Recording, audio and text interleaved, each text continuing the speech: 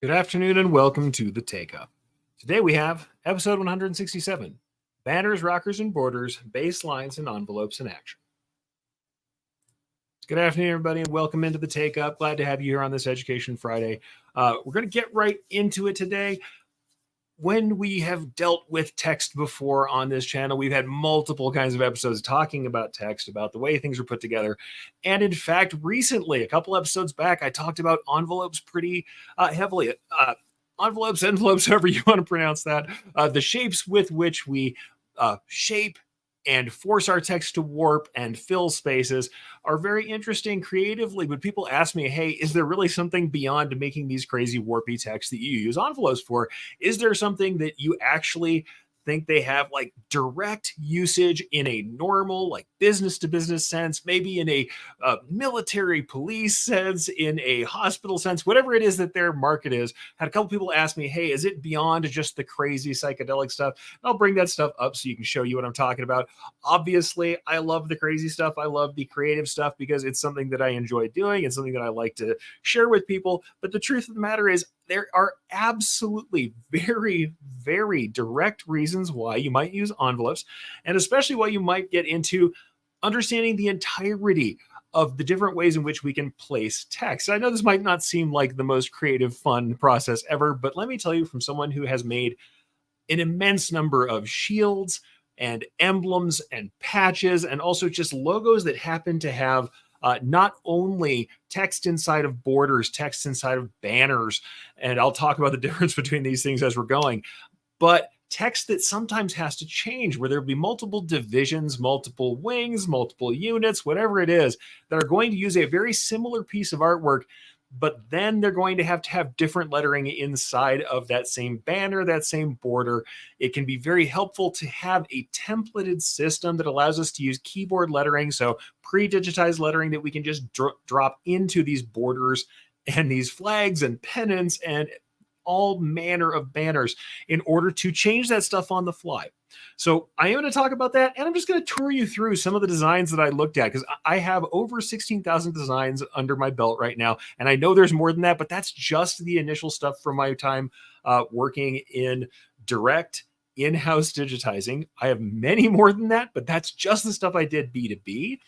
And in that selection, I saw tons of these pieces. So I stopped. Originally, I was going to pull all these pieces out and show them to you. And I think it might even be fun. I'll throw up on screen at some point what we had there. Like, first, here's that stuff I was talking about, the crazy stuff that we're talking about in the sort of psychedelia tack that I took earlier. Yes, of course, these envelopes are very fun. They're interesting. They allow us to make really cool layouts. And yes, they are live and we can change them at will. And honestly, these are great. But honestly, you'll say to me, all right, well, we're doing something like that. Really, do you think this is where we're going to consistently be changing things? Well, yeah, I know. Maybe you wouldn't really use these in a templated setup. Like maybe that wouldn't be something you do on a daily basis. But trust me, there are a lot of things that you can do. And like I said, I had tons of these designs. I was originally going to select them all, put them in a folder. We'd start walking through them because I didn't think there'd be so many that I couldn't cover a large chunk of what was in my actual workflow. But when I started looking for all these things, when I said, all right, I'm going to start showing you guys everything I ever did that had banners in it very quickly and without exposing too much of the stuff I've worked on, I started scrolling through and went, okay, this is just a small selection before I stopped, before I quit going through all of the pieces that had banners, borders, warps, rockers, and I didn't put in any of the ones where I had done like tremendous numbers of rockers for different groups. And this was just the very, very first bit where I started going through them. I had hundreds. And so here's 117 that I found from the top, just scrolling through and grabbing random pieces and grabbing ones that I thought might be something I could show you to be interesting to talk about how that text goes. And we'll look at some of these as we go, but we might not look at all of them or even many of them. But the thing to say is, throughout my career, no matter what we're talking about, from the Air Force and military stuff that's very obvious here to club patches to we had a ton of stuff I did for law enforcement, Bernalillo County. I redesigned an entire line of patches for them for shoulders. Out unto there's stuff for transportation in here. There's a brew pub in here. There's a sprinkler vendor in here. There's a photographer. There's every manner of logo you can imagine. At one point or another, you're going to find, and here's like pumps and pump services, mechanical. Somebody will put a banner, a border, or something in their logo. And frequently enough, especially when we're doing things like civic stuff, and I've got a couple different ones here, civic ones especially, you'll find that some portion of the lettering will change. And as you can see here, we have Sandoval County, State of New Mexico onto the bottom. You see that over here in the preview. And on the next line, Public Works is in the same spot. You find that not only is it interesting to work with baselines and borders, and we'll talk about what those are, and envelopes in order to get text into the shape that you want it so that you can use keyboard text when it makes sense. You guys know I'm a big proponent. If the text is not literally one-to-one the same as your keyboard font, you shouldn't be using it for most logos. But there's tons of them where it's a division name, where it's something that can change, where the font is not as important, but you're going to have to consistently have to change this over time for different divisions. And when that happens, then very obviously that's something that we want to be able to template and use repeatedly and use over and over again.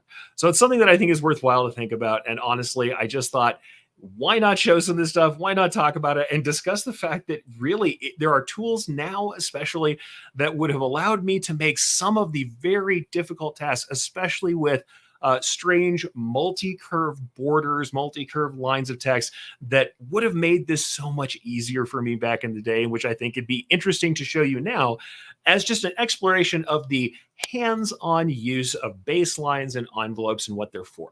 And I'll show a couple different softwares. You guys know I'm always working in Stitch Artist and Embrilliance, but I also have a lot of my designs are from Wilcom because I spent most of my time in that when I was working in-house. I'll show a little bit of both just to show you what it looks like, but some of the tools, especially the enveloping stuff, is really only in Wilcom or only in Embrilliance, not in the Wilcom side. Doesn't mean you can't do it, because I'm going to show you a little bit of both.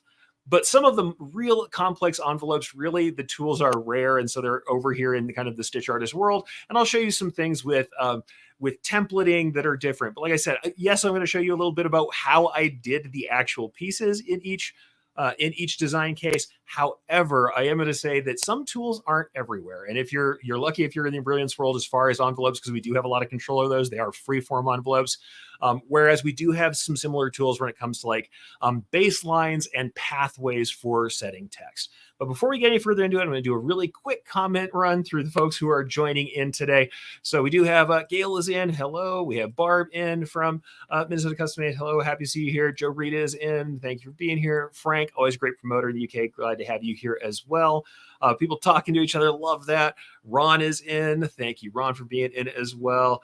Brian Bailey, Creative and Brilliance. Thank you for your awesome tools. Thank you for being here as well. And yeah, Ron says we'd be here till the cows come home. Yeah, if I started going through all these logos, there's no way.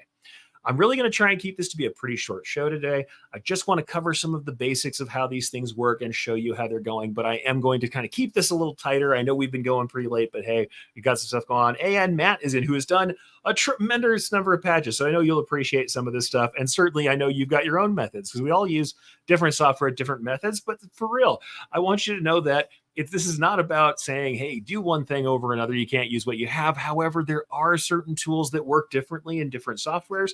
And I was lucky enough to work with Brian this week and solve a problem that I have been wanting to solve for a very long time, as far as a certain kind of patch banner that I've had to make before. But let's go ahead and talk about it briefly. Like I said, I want to talk about the different things that were going on that I'm discussing as far as, these particular pieces. There are some things to discuss, but let's very quickly kind of define some things and tell you at least what I mean by them. These may be idiosyncratic definitions. It might not be something that everybody says. It might be the way I call them. But when I'm saying banners, rockers, and borders, what do I mean by these things? Mostly I'm talking about either seals or patches. So if we're talking about seals, we're talking about like civic seals, like that piece that I showed you from Sandoval County just a moment ago. A civic seal is a kind of heraldic seal that happens to be used mostly for like the cities and or counties, and we'll see a lot of those things. I'll go ahead and bring this up in my old software since it's what it currently is located in. So I'll just go ahead and show it to you. Civic seal, like Sandoval County, this is where I'm really considering this a border. What does this mean? The problem that we're trying to solve here is fitting text and keeping it solid inside of something like this, a doubled border, where we have to really watch our clearance top and bottom. And I'm going to tell you, since this one was done with custom text, I wasn't able to use guidelines or anything to make this happen. I just digitized it off the original art. And I would say, even though there is some difference that is due to spacing that's related to pull and push compensation, so it looks a little uneven. There are places where I could have improved on this piece, and certainly following the original art a little too slavishly was not a great idea. Whereas if I'm talking about other types of uh, rockers and borders, when I say rockers, really I'm talking about the classic.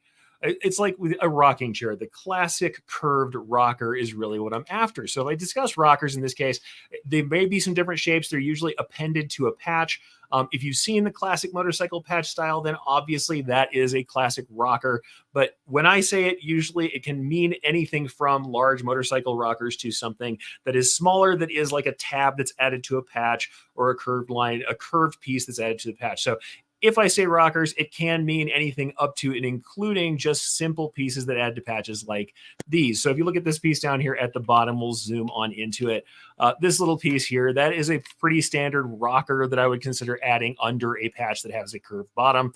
Both of these are different examples of how you might fill that space.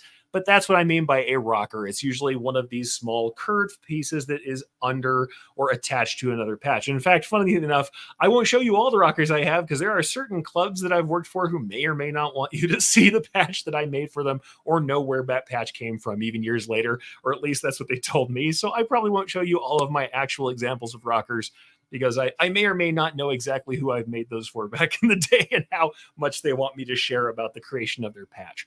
Suffice it to say, if you ever see a motorcycle patch with a name above, a central patch separate, and a third patch underneath that has that curvature, the top and bottom there, those are rockers. And you'll see them in other contexts, certainly, but that's one of the contexts you'll see them in. So that's the rockers, those are the borders. And when I'm talking about banners, I mean, there are other kinds of banners that we're discussing, but many times that I'm discussing a banner, I am talking about things that are a little more ornate, usually a more ornate shape. And in the case of banners like that, then it really is talking about like rising and falling banners, things of that nature. And in the case of most of these banners, in fact, you'll see some on the channel when I set up the thumbnail on this one, I put a banner in there that I really consider to be that sort of shape. So I'll go ahead and bring that up quickly. But if you see that Albuquerque, New Mexico banner, that's kind of the same thing. It has a traditional banner shape. Now, this one is mostly curved, so it's not so crazy. But that is a fairly traditional banner shape you see on the bottom right hand above the borders text there. That's the kind of thing I'm talking about mostly with banners. But you may see more complicated shapes that take a little bit more work to deal with. So often we're seeing envelopes that have banners in them. You may also think of things like this that I'm going to show you here shortly. And this is another kind of banner shape. A rising, falling banner like this is fairly common in the same way. And in this case, we have a piece of envelope text here. So if I grab that immediately, so I've got an envelope already built into this banner shape. If I go ahead and put our lovely text, the Takeup, in here, and I go ahead and name it so that it attaches to the envelope, because that's how we handle things, is we attach them to an earlier object. Then we have this nice rising, falling action that stays inside of that banner. But as you can see, this is something where we might have a more complicated shape that this has to track. In this case, I'm using an envelope. Why am I using an envelope? That's because any text that I stick in there will fit inside of there and stay within the defined lines of this shape here, envelope one, and will allow it to fill that space entirely. And it also follows the curvature. So in that case, it just makes things kind of easier to fill that space. However, if I had a very short word, that's where some of these things can sometimes fall apart. If I were going to use the envelope style, it is going to stretch to fill my envelope. And this is where we might start looking at things like baselines, which is the line that we are going to trace with the text. And the text won't necessarily follow the entire thing. But let me just show it. If I just take the Takeup off of there and it's just the, why I don't know, and it's inside of this very wide banner, then very obviously what I'm going to get is a very distorted, very wide version of that the, because it's going to fill the entire space. It won't be centered inside of that space unless I change something about it. So that's the kind of thing to think about, is what is the usage we're looking for? So that's the envelope kind of usage, or the banner usage, and I'm using an envelope to fill it. But in all honesty, that's not always the right call, right? So envelopes are great for when we want to fill things and the amount of text we have nicely fills the space. Whereas we also have baselines. And to briefly explain baselines, let's show you a couple different concepts here. And this is something that we're going to revisit again later. A baseline is usually what we will call this sort of line, a line that we have here. You see this oval where the words every Friday are tracking along the inside of this oval. Well, this individual shape can be considered a baseline. However, people will say, oh, well, that's on the bottom. It's a baseline. Yeah, sometimes the nomenclature here might be a little off, because you might also consider that a path. In this case, this is also listed as a baseline, but it's a path that the text follows.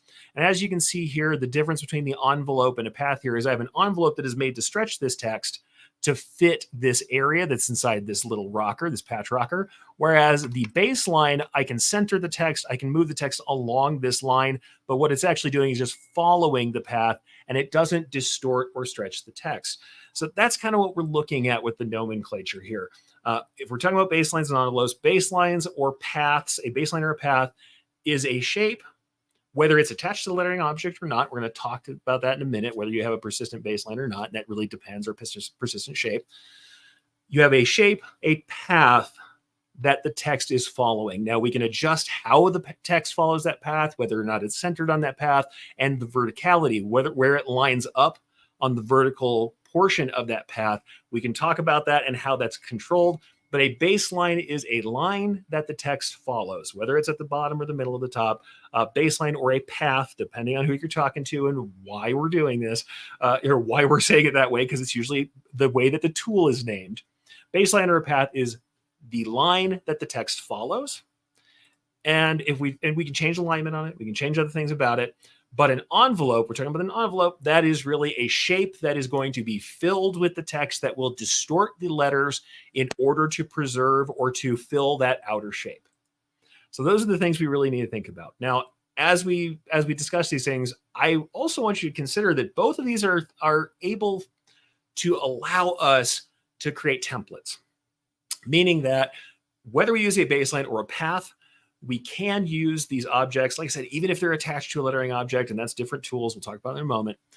We can use these to create an easy method of replacing text and maintaining that shape, maintaining that tracking path from piece to piece. So in this case, both of these are what I would call templating tools, though, of course, like I showed you with the psychedelic stuff, envelopes especially are also just a great way in order for us to be able to play with shapes and distort lettering. And baselines can be fantastic to use just because if we want to use keyboard lettering, we may want to use an adjustable baseline just to get something to fit into a shape, even if we're not doing it for templating. I would say a baseline is not perhaps the same amount of change. Let's put it that way. A baseline, even if we're using something fairly curved, which we can use any shape, depending on how we're utilizing those to create that baseline. It is not going to change the letter forms, whereas the envelope will. And so a lot of people will think of an envelope as more of a creative, or like I said, a tool that creates a fair amount of alteration in the piece. So yeah, like I said, it really depends. It depends on how it goes. Though I do agree with Matthew's talking about this. Matt says, this is why I like round patches, that and marrowing them. Yeah, that's the thing. Round patches are just a lot easier. Even ovals can be difficult getting that exact line. Whereas if we have other patches, I know you're going to agree with me on this particular kind of patch I'm going to show you in a minute.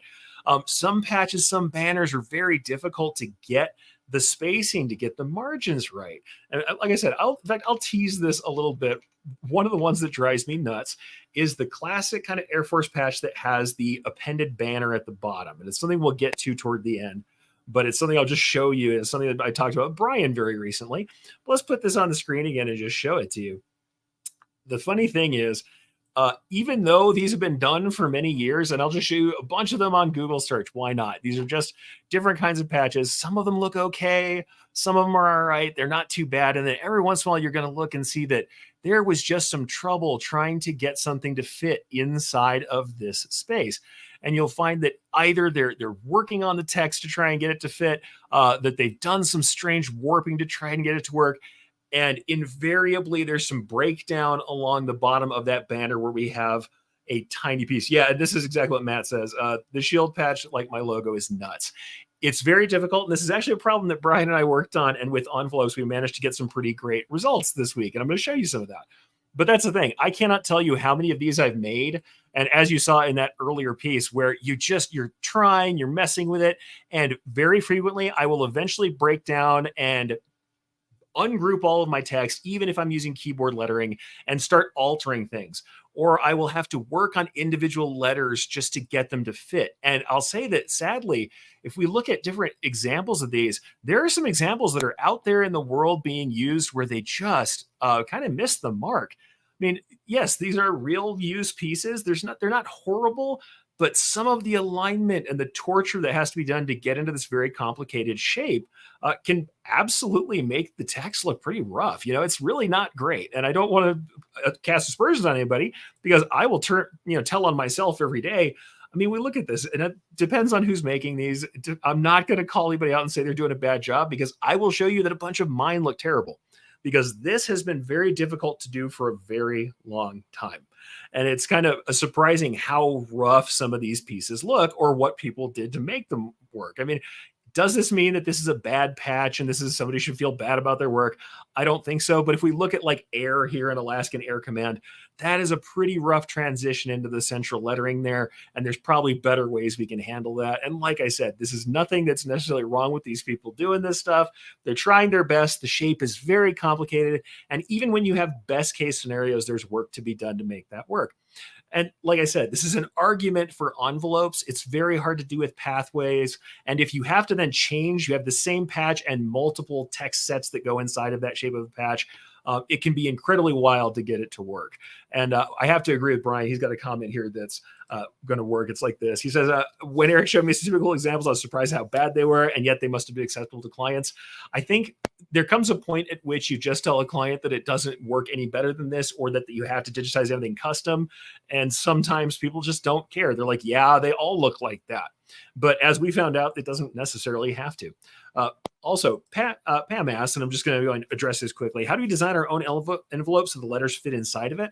I will say that the kind of envelopes I'm going to show you today are done in Stitch Artist. This is an Embrilliance thing. The freeform envelope isn't in every software. So the ones I'm going to show you are in Stitch Artist. You can draw the shape with points in any of the Stitch Artist units. So if you have one, you can still use that to make these envelopes. And then we name the shape envelope. It allows us to attach to it. I'll show you a little bit more technically about how it's put together. But the truth of the matter is, frankly, you can draw them in any of those levels, but not all software has it. Many softwares have envelopes that are not freeform, meaning that they may have an envelope that has an arch, but it only has a center point that can move. I talked about it earlier when I talked about the different kinds of envelopes like 2 episodes ago.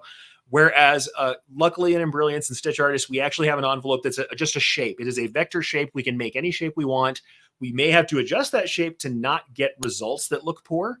And we definitely have to draw that shape horizontally with vertical sides when we first start it before we do our editing in order to get the to allow the engine processing to understand where those left and right ends of the envelope are that help to set the verticality of the type and tells the software where the ends of the shape are. But we can then use that shape to get some pretty wild curvatures that are not very common in other software. Usually when we're in other softwares, we're torturing each individual letter into place. We're using any line shapes, and we'll kind of talk about that too. If you're trying to create those yourself and you want them to do that kind of, very the kind of vertical variation and curvatures like you see, and I know I showed you the psychedelic stuff, and I'll bring that back up again. This is pretty unique. So that's a tool where you're going to have to look for software that does it. Like I said, Stitch Artist does it. We can make really fairly wild shapes in Stitch Artist, and they will work even though we have multiple different, sections on here. And as you can see, when we get these texts, I'll show you how they pop in. You've got these 2 pieces of lettering here. Once we set these, we have to regenerate them after we've set them. But once we regenerate them, they pop into the shape and they're assigned to it. And I'll just very briefly show you. You'll see this is named envelope 2 inside of this design segment underneath this part of the object tree, this 2-line wedged wave.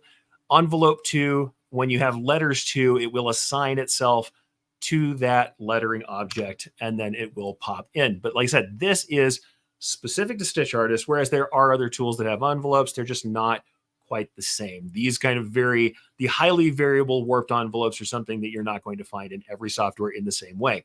The other thing I will say though, if you are cool to digitize yourself custom and you want to draw your own lettering after the fact, you're literally going to digitize lettering, not using keyboard fonts.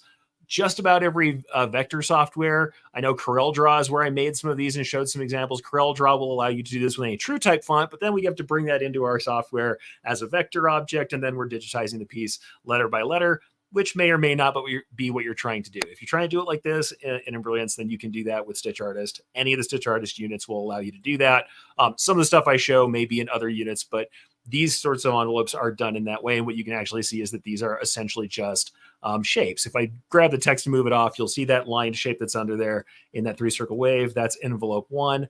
And if I go to edit it, you'll actually see that we just have individual shapes with the same. We've only got a couple of points on each one of these sides with a nice inflection point in the center to cause that setup. So it's really a vector shape that you draw. They don't run, they're not stitched, they just do that warping. But yeah, that's that. Let's go back and we're just going to talk about this in a more general perspective for a moment, and then we'll jump in further on. But yeah, like I said, this whole episode came out of Brian and I investigating that same shape that we talked about, and the one that Matt agreed to, that yeah, that those shield patches were very wild. And absolutely this is the case. So that's what I'm looking for. It is one of those things that we really have to handle, is something where we can deal with those wild kind of borders, right? So that's one of the cases for envelopes, but I am briefly going to show you a couple of things about baselines just to define those and make it kind of clear, right? So, because we have different variations of that, even within the Brilliance package, we have different kinds of ways we will handle shapes and lettering. And so I'm going to show you just a couple of things. The difference that you'll see as far as baselines, dealing with different shapes that we can track as far as the lines that we're tracking text along with, say, Stitch Artist or a Brilliance in general versus, say, Wilcom, is that we have what I consider a persistent shape.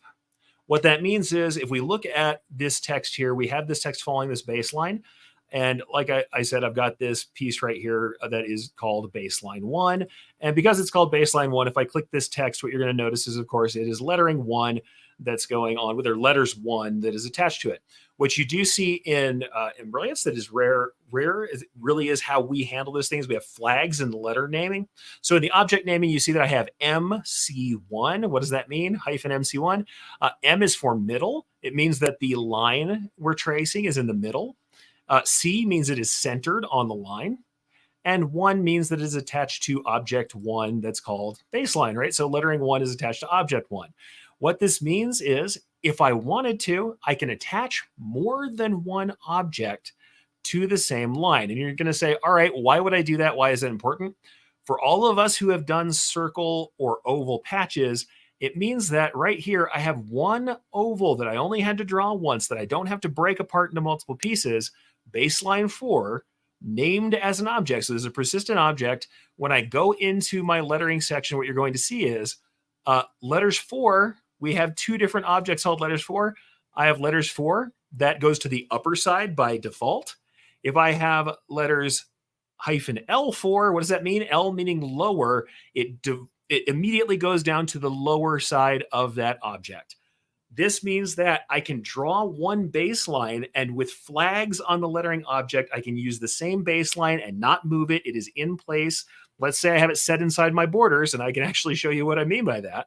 If I have that set inside my borders, like this piece right here, I can go into that patch, have one object that is set away from my borders by a particular distance that's already set, and the same oval has the same baseline inside of it, can be used for more than one object.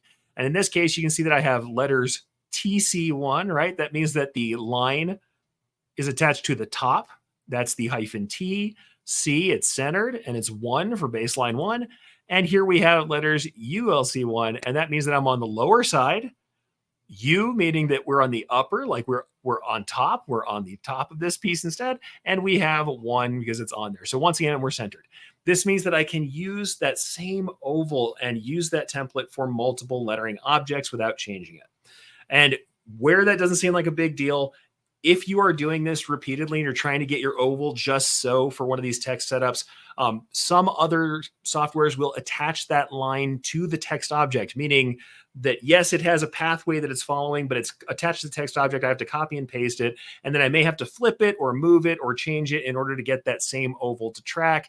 And usually it means I'm having a shape there that I'm using as a guideline, and then I'm reconstituting the next text object on this new line. Not all softwares are the same. It depends, but that's why it's powerful to have it that done that way, to have that persistent object. It doesn't mean you can't follow any shape. I mean, as you can see here, we have another shape. This is one of those tombstone style patches.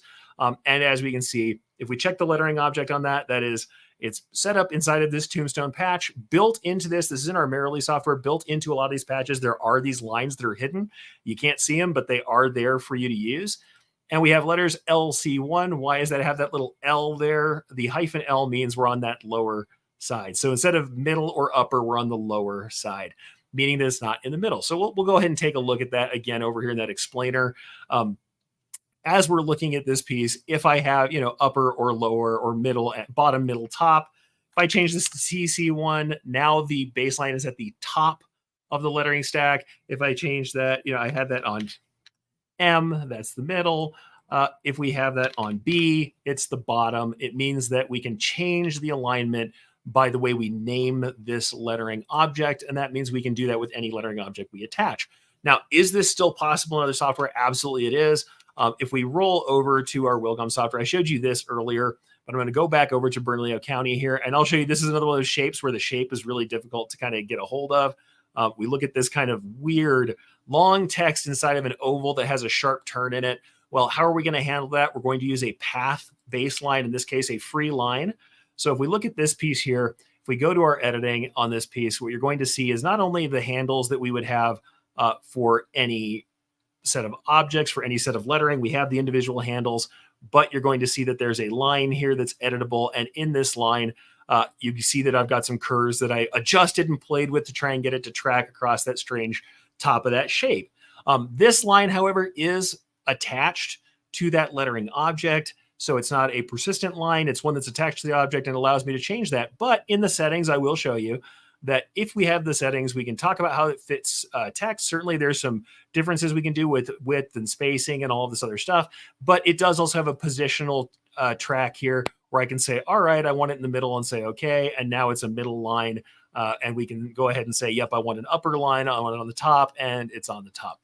So you can use different formats to do it. And I'll say, even though I use a lot of bottom lines on these things, really the way I would do it now, and I'll just kind of make this clear to you guys by other examples, I really would use very likely a center line when I'm trying to fit between two borders, because I've found that when you're trying to get your text size just so and trying to get your margins, and I put margins in quotes here because it's not really margins, it's not a set line amount.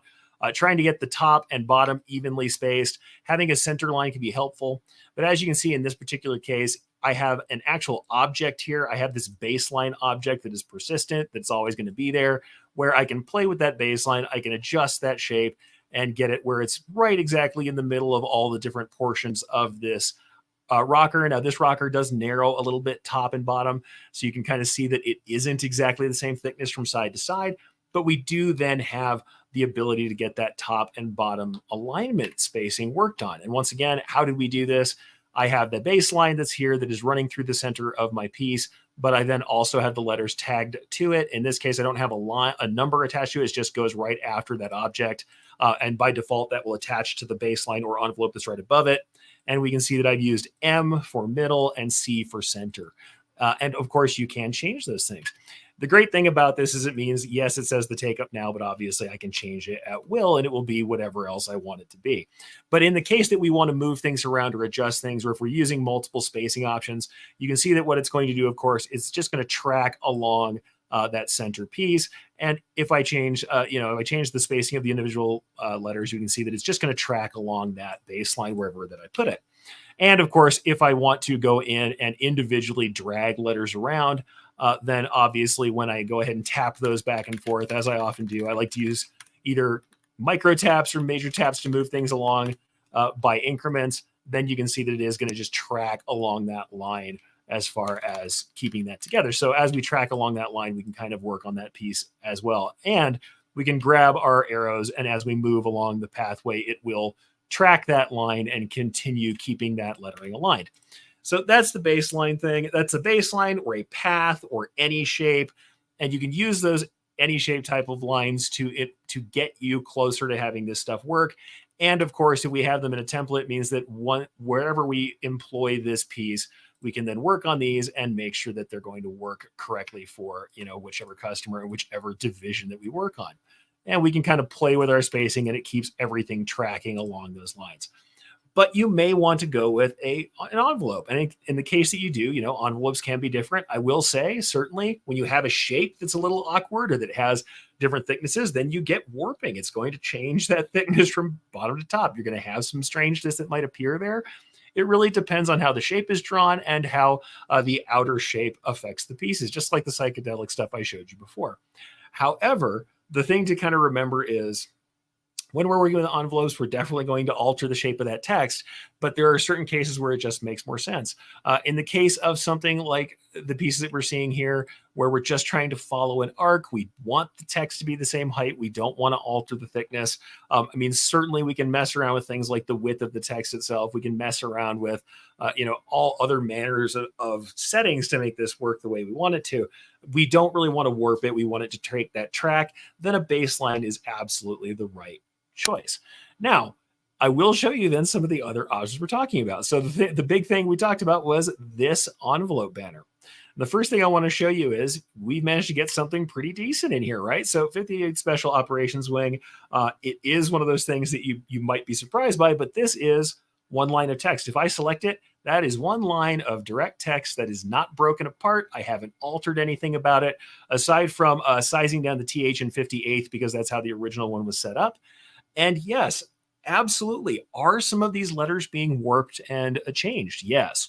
If we look at the original results that I showed you in that search on Google, though, very obviously, other folks are definitely warping letters. Like, that is not unique to this particular piece. But what I will say is, looking at some of my original pieces, I had to do some pretty crazy stuff to get my letters to fit that space. So in this case, an envelope, a freeform envelope, really does you a lot of good. It doesn't hold you back from doing the kind of crazy shapes that you might have to do to get this filled. So if I look at some of the other pieces, and I think I'll go ahead and try and show you some of the other stuff I worked on, it is true that some of them are not exactly where I would love them to be. They're not my favorite pieces on earth. And honestly, doesn't mean they're necessarily bad, no, but how I worked on some of these, it got a little crazy. So let me go ahead and bring some of my old pieces up just to show you what I'm talking about. They weren't always exactly what I would say I'm super proud of today as far as my outcomes. This one was not terrible. This is Air Force Nuclear Weapons Center. What did I do to make this work? Well, I had to play around with it, and I ended up having to use two different objects to make it work. I did two of these any shape outlines. As you can see here, if you click on this, you can see that I have this shape that I'm tracking underneath it. It's a little hard to see on the screen, but that's how I managed to make it work. And what I'm going to tell you honestly is, when we get down to this point, there's a lot of tight spacing. What I would often have to do is I would get in here and I'm working on this individual text. I'd select one letter. I'm going over here into the rotation points, usually not going to the potential of editing everything, but I would grab a rotation point and I would stretch something by height, or I would mess around with the fit in the space, and I would be tilting. Here's my skew angle. I'd be playing with my individual skew angles to try and get it more vertical and to fit. And I cannot tell you how many times I had to do that, where I'm like, all right, this A looks like it's a little off, so I'm going to select this piece. I'm going to individually skew the angle until I get it exactly where I want to. And I can tell you for certain that's what happened on this patch and on many of them. When we ended up in areas, where stuff is a little tight, I would start doing that. But if you look at this piece, I'm going to be honest and say, yeah, the spacing, the margins aren't great. Does it look like the original art? Yeah, pretty well. This is very similar to what the original art is, and the original artist did something very similar, but it's not exactly how I would want it to be if I had an ideal shot at it. And one of the other ones that turned out pretty good was this one. This 58 Special Operations Wing. Doesn't look terrible, but what I'm going to tell you is, yes, it might have started with a font, but before this was all done, I had to break this thing apart, go into the individual shapes, and digitize it. What you're seeing over on the right-hand side aren't lettering objects. Those are column objects. Why is that? Because before I got done with it, in order to maintain a vertical spine right in the dead center and get out to those angles on the side, I had to edit a lot of this text here. Now, admittedly, they also wanted a really tiny TH on this particular piece, so I went with straight stitch stuff. Looks pretty rough. Even as I look at it laid out here, it's stitched all right. It's not my favorite piece, but it wasn't terrible. Now, what I will say, though, is this is something where invariably on these shapes, I had to tune every letter to get them just how I want them, which is not what I like to see. Certainly I could have done better with some of the other pieces. Like we said, this Bernalillo County piece, these ones, this was another point where it's like, all right, if the customer says boo, I'll just go ahead and let them go with it. They were not too unhappy. The spacing is okay, if not great. I wasn't trying to warp the text. I wanted it to be pretty normal. But as you can see, there are certain curvatures where it just breaks apart the lettering. And I often had to go back into these and play with individual letter spaces. And honestly, that is something that might just happen to you when you're working on something where you've got this tight turn. If you try and keep lettering on a tight turn without allowing the lettering to warp whatsoever, the chances are when we go over a really tight curve, it's going to split apart. You're going to have spacing issues. It's going to look a little weird. This is not exactly super avoidable, right? This is not something you may you can just completely wash away. We're trying to get letters around a very tight curve that have been on a very shallow, gradual curve through the rest of the spot. And if the client won't let you shorten it up until you can get those letters into a spacing that works for you, or use a condensed font that is narrower, if they won't allow it, then you're going to have to deal with some of that spacing issue. However, using an envelope would at least allow you to fill that space better, or at least more completely, if the client is okay with warping the letters. That's the thing. The letters will warp, they will stretch, they will look different. So in trying to solve this problem, I talked with Brian Bailey, as you guys know, Creative and Brilliance. We were discussing this because, as you know, we have an envelope tool that does allow some pretty wild shaping. We were messing around, and I'm working on a project where I was doing all these psychedelic envelopes and fun stuff. And because I had already been doing this, I'm like, I know that I'm missing something. I should be able to do something about those patch outlines, right? And especially after having gone through my catalog of stuff that I've done, my catalog of rockers and the rest, and thinking, man, I sure have done a lot of stretching and warping and pulling to try and make these things work. And frankly, they don't always work all that particularly well. They don't look great all the time. There's got to be a solution for these borders that I haven't seen before. And with all of them in there, especially in the pararescue ones, the text underneath that is "that others may live," which is a large piece. It's a lot of text to try to make that work. And something like that can really make it hard to fit. And if I bring this one up, I'll go ahead and bring up the brown subdued version, kind of the olives, the drab version. "That others may live." They had a custom font, so I did this custom. But as you can see, even in the original art that I was copying, we just ignored this curve, and we've got some spacing over here. It's touching on the sides. It was okay, but if we really wanted to avoid that, some warping would be great, and especially if we had multiple layouts. And frequently we have, like I said, civic stuff, other stuff, where there will be multiple layouts, multiple divisions that might have to go under a very similar setup, a similar text, or a similar patch, similar design.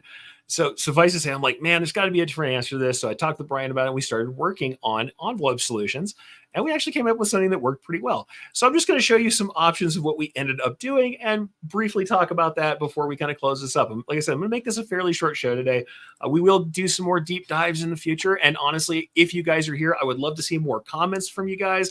I would also love to see more interaction. If you want something different for the next show, if there's a trouble that you've been working through, you have a type of design that's killing you that you're just not able to get done, please let me know so I can make the Takeup about what you need. But yeah, though I do agree that sometimes, the answer is we're going to have to make some compromises. And Ron certainly says, yep, sometimes someone is looking for miracles. Absolutely. And also, Matt says, I actually had a shield patch like those get kicked back because the text wasn't wonky like that. Yeah, I know. Depends on, that's the thing. Sometimes it's the history of the piece. And I'll admit, sometimes they want it to match the history of the piece, even if it looks rough. But when it's not about that, then being able to warp it really depends on, what you want to get done and what the customer's happy with. For me, it was just a project that I wanted to say, hey, is it possible? Can we make this work better? Can I do something that makes this happen in such a way that I can replace that text fairly simply, that I can work on the text and use it as a template for future pieces, right? So in any case, let's get on, and I'll show you that piece for a second, and we can kind of finish this up in that range. So working on that piece, we were like, all right, I've got to find some way to make that work. And here we are with this original piece, and this patch is actually from the Merrily collection. So we have this piece here. This is a multi-layer patch that is made up already of these pieces, but it's something that doesn't have an envelope in it yet. It might in the future, but we were looking at this going, man, I need to find some way to get that done. And it turned out that a bunch of the ways that I had been drawing the piece really didn't work for us. They weren't working for the software as well. And so I didn't have exactly the right stuff working for it. It turns out when we draw something for an envelope, especially in like Stitch Artist, we need to make sure we draw the piece horizontally. So we really are laying out the text as a horizontal layout. So if we have a vertical thing we want to do, we still want to draw the envelope horizontally so that the original data that it uses to establish this as an envelope has that horizontal layout. And we want to pretty much put vertical sides on our envelope until we do the editing, and we'll pull it into the proper shape to make sure that we can adjust for those tolerances when we're talking about some extreme warping like this. So in this case, I'm just going to talk about drawing really quickly to show you something interesting. Many of the folks who do vector drawing actually do a similar process of drawing the initial points and then editing after the fact. So in this case, what we did is we actually drew our corners in first like this, starting at the upper left, going to the lower right, or going to the across, around the lower right and back rather. So starting at the upper left, ending underneath at the lower left, we created this shape and closed it. And this was the initial shape that we used to make the envelope. After we had this shape in, certainly we started to work on things like cusps. And actually, I actually have to have two other points in here. I cheated. So here we go. We have to have two other points in here to establish those kind of curves, the warped curves that are in that piece have to be established with extra points. So actually there's two more points than what I showed here, but as you can see, it is drawn in that same kind of fashion. So what I'll do is just take that out. Let's grab this entire piece. We'll do it one more time.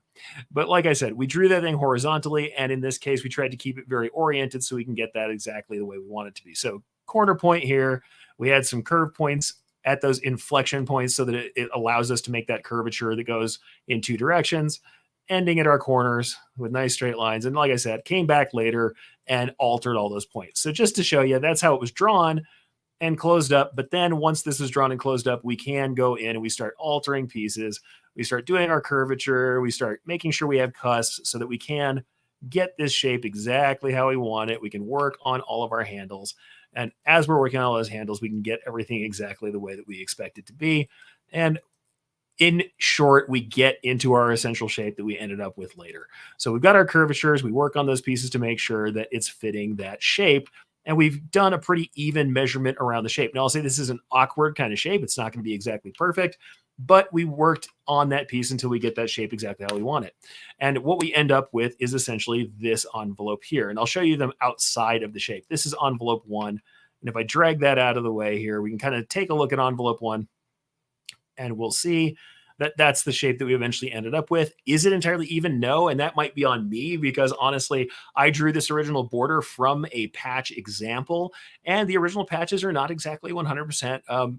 They're not exactly reflected left to right. They're not exactly symmetrical. Now, honestly, I did work on making this symmetrical, but it's not quite as symmetrical as it should be. And that's something where I'm still going to edit both the envelope and the patch line. But you can see how the piece essentially works. And we can see that this is attached. So we have this option for the text where it says, so others may live here, right? The thing is, you can have different ways in which we handle that, right? So in this case, it says, so others may live. And what we're seeing here is we do have a little bit of a dip because the S is landing right on the spot where it's directly on this piece. It's right in this inflection where we have a cusp top and bottom, and that's causing a weird bend in that S.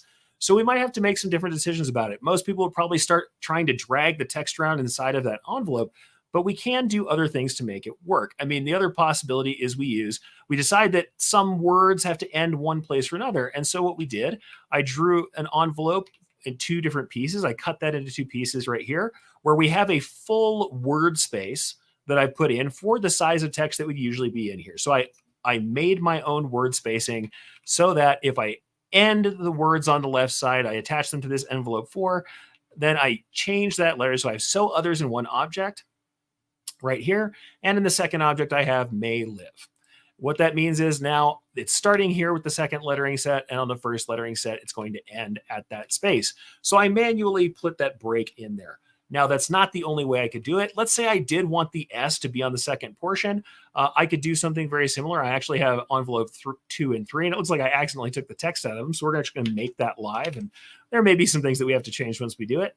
But let's say we have letters 2 here. And let's say I only want it to go up to so other. So that's great. I put it up in here and I set it. And that so other is going to hit into that particular envelope. So here we have, let's go back and change that. It said may live. So we have so others. Let's go ahead and do that. We want the S to be on the second one. So other, we set that and it only goes up to that line. And what you're going to see is I only have a letter spacing between these two envelopes. So I've only used about a letter spacing. In this case, I have a full word space between them. So we have so other on this side. And then on the other side, if we go ahead and copy this one out, we're going to go ahead and say may live. We'll copy it. And I'm going to change that name to on letters 3. So it goes into envelope 3. And what I need to add on there is that S. So if I have that, I will have S space may live. Let's say that's what I wanted, was to have the S be on the other side of that line. Now I have it on the other side of that line, but you see I'm not getting the little weird warped S. So you might draw those envelopes specifically to enforce the break between letters or to enforce the break between words. And depending on how the font is digitized that you're using for this, you may find I have this phrase here, until all awaken. Well, it turns out we're right inside of that envelope here. If we look at that piece, that is this envelope for envelope 1. And if I click that envelope, we can go ahead and take a look at that. You'll see that that envelope certainly had that same inflection point down at the bottom. So it's definitely going to be there. In fact, these are up here. They didn't get moved with their portions as well, but we can go ahead and set those and let it jump back up there where they're supposed to be. I grabbed the lettering without grabbing the envelope. That can happen. So we'll go ahead and let those go back to the place they're supposed to be, and I'll go show them to you up there. If we go look at them up here, you can see that the envelope has the sharp point here, and the L is trying to bend around the sharp points. That's not fantastic. So in this case, I decided to have that second L start after the break, and you can see I have that letter spacing piece here, just a letter spacing cut between the two envelopes, and I have until all awaken, and the L is on the other side. So there are ways to handle this, but like I said, this tool in this fashion didn't exist at the time I was first making these patches. Is it 100% perfect? Maybe, maybe not. I will say, though, being able to type in 58th Special Operations Wing in an object setup where I have one lettering object, you can see there's no trickery. I'm showing it on screen now, and having it warp to that piece in a fairly legible fashion that does follow the curvature where the angles do change according to the angles of the ends is a pretty powerful tool, and that's enveloping. The only thing I'm going to say is if we look at it, certainly if your customer does not like warping of the lettering, they're not going to like that much. And if we look at some of the other options that I've had, including the piece that I showed you earlier, if we go back to the nuclear weapons piece, this one, there was less tolerance for warping, but there was more tolerance for a poor fit on the left and right. They were okay with that margin fitting poorly. They don't really want the letters to look exceedingly warped, and we have a lot of lettering fitting in that small space. May or may not be the choice to go with an envelope. And in this case, it was actually done with some manual editing. And as we can see with that any shape line, and if we look underneath this piece, you can kind of see there's just this line that has that very similar inflection point, and we had to work on the curvature of that line until it fit the margins as well as it could. So there's different options you can use on this. What I'll say is if you're in a tool that's got a more rigid envelope style. The rigid envelopes, as I've shown you kind of before, if we just drop text and throw, a rigid envelope down, the chances are that standard text with a rigid envelope, we're not really going to be able to do much more than arc or work in that same kind of setup. So if we just go ahead and grab any text, doesn't really matter what. And if we go ahead and drop some lettering on that, then we know that in general, the envelopes that are more rigid are not going to give us that kind of wild shape. Yes, we can change the envelopes. Oops, and I actually grabbed the wrong line here. Go ahead and put a fixed line on it. That's fine. But if we go into kind of this warping, a more rigid envelope is going to give you something like this, where yes, I have a curvature I can work with, but the line is fixed vertically. It won't move. I can't change where that point is, nor can I add more points to that envelope. It is only for making arcs. If I'm going to use a piece like this, and I've seen people do it this way, I usually do not. Some folks will take this envelope as it is and will then try and use multiple envelopes to fit each curve for each word. It may or may not work great for you. There are other options, but they do tend to take a little more setup to get them to work. So it just depends on what makes more sense for your particular layout, your particular set, and it does give you something to work from. So it does give you a starting point that kind of works that way. And I'll say this, also, if you do have Stitch Artist, you're working on this and you've got Stitch Artist 3, you can grab this piece And even though you're like, all right, well, it's not quite there, I can go to this piece, I can right click on it and say convert to objects. And now I have all of those warped objects. And if we go into the piece itself, I can grab an individual letter like this S. I now have all the column tools. I can now go in, and if I really want to, I can edit this piece. I can work on the individual portions of it. I can actually mess around with that shape. I can open up the counters. I can change the way that, I'm doing all of this work. And I can change things like stitch angles that may have been partially problematic because of something that happened in the warping. I can do that after the fact, and it is a pretty good standard starting point to play with. So like I said, is it perfect? Maybe not. Is it really darn good compared to some of the work that I've had to do previously? Absolutely. And if I'm forced to look at some of the other stuff I've done before, I'm going to say that this stuff makes a lot of sense for me. And like I showed you earlier, and I'll just say in general, being able to give somebody a template and say, all right, at any time I can change this and say, oh, every Friday, well, I don't like that. I want it, at 2:30. I think this one has a little bit of a strange piece to it, but at 2:30 p.m. MDT, if I change that, I can now change that piece. I can work on spacing. It's very easy to do. And it's something that's worthwhile to me as a templated piece. It's something that I can then hand off as well and create a design where small changes like that can be done even in my production department, because as long as they can do very small adjustments to the text, they may be able to do a similar piece of work as this for me. I might not have to work on this myself if I'm somebody who's digitizing in the front end or creating a piece even from an existing file. I can then send that over to production, and maybe they can do some of that lettering work without it being problematic. So like I said, it's something that's worthwhile. I think it's something that I think it is worth checking out. It's something that I would certainly recommend everybody take a look at as far as making your production a little more efficient, and certainly creativity. Like I said, envelopes aren't just for fun stuff. Do I like this stuff? 100%. I'm working on it. I'm making fonts for it. I'm doing stuff just because of how much I like how this warping works. I do enjoy it. The other thing I'm going to say is, just like I talked about with the creative side of this warping, if we go back into that piece that I showed you, we're in those new envelopes. If I use something that has a descender on it, if I go over here to my my other piece I showed previously, the Until All Awaken piece, if I jump in there and I'm zooming in on this piece, if I go ahead and put something that has cues in it, I'm working with something that has dropped down pieces where we have some sort of text that doesn't work that way, that doesn't go like Merrily Cycle has. Looks like it's going to work really great. It's a little too big for this small text, certainly, but it does fit top to bottom. If I say Until All Query right here, I know that I've got a descender on that cue. And if that happens, then we're in the same sort of problem that we might have with any other envelope.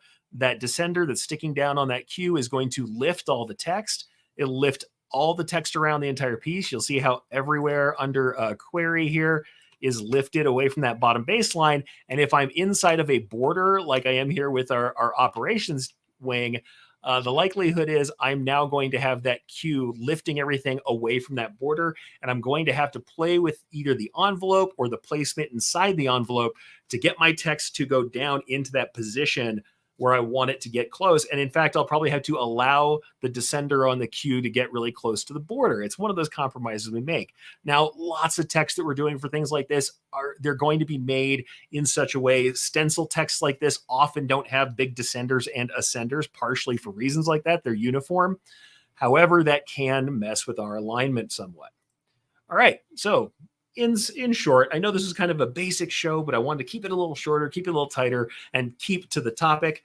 When we're talking about like banners, rockers, and borders, certainly we can talk differently about how they work and what you would want to do for them. There's different options in general, but however we want to fill a banner, rocker, and border, I think it is worthwhile, especially when we're talking about the fact that multiple times when you're doing rockers for like you're doing rockers for a motorcycle club, you're doing them for sport, you're doing them for sports where we have multiple years for the events, that there's a chance we're going to change that text repeatedly.